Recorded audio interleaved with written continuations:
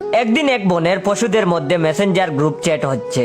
তখন মুরগি বলল, মনটা খুব খারাপ, যতই ডিম পারি মালিক সেগুলো নিয়ে বাজারে বিক্রি করে দে। হাঁস তখন বলল, ঠিকই বলেছিস। টিকটিকি তখন বলল, আমার মতো ডিমগুলো লুকিয়ে রাখতে পারিস না, কই আমার ডিম তো ওরা বিক্রি করে না। শিয়াল তখন বলল, খুবই খারাপ কথা মুরগি ভাই, তুমি আজ সন্ধ্যার পর বাগানের শেওড়া গাছটার নিচে এসে আমার সঙ্গে দেখা করবে, কেমন?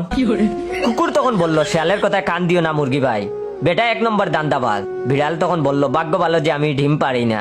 ছাগল তখন বলল, তোরা মানুষের বদনাম করছিস কেন? ওরা কত ভালো আমি জানি, আমাদের কত আদর করে ঘাস পাতা খাওয়ায়। গরু তখন বলল, ছাগল রে, তুই ছাগলই রইয়া গেলি, পরে বুঝবি এত আদর কেন করে। কুকুর তখন বলল, আমি ছাগলের সাথে একমত। মুরগি তখন বলল, কুকুর তুই এত জ্ঞান জ্ঞান করিস না, মানুষ তোকে আমাদের মতো খায় না তো, তাই এত বক বক করছিস। কুকুর তখন বলল, মানুষ আমাদের খায় না তোকে কে বললো? সাদে কি আমি চাইনিজ লুক দেখলে লেজ তুলে দৌড় লাগাই?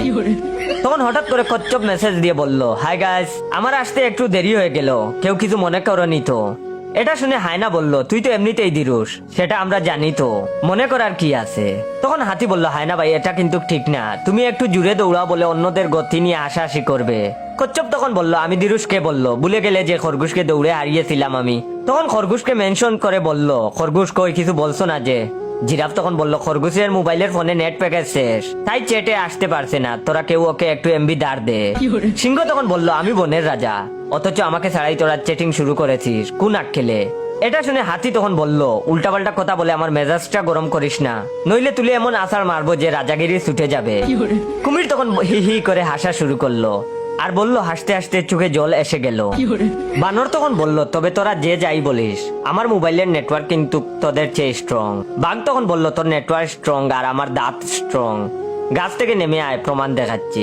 এসব শুনে শিয়াল তখন বলল, আলোচনা সংঘর্ষের দিকে যাচ্ছে, আর তাই শান্তির স্বার্থে আজকের মতো গ্রুপ চ্যাট শেষ করলাম। সবাইকে ধন্যবাদ।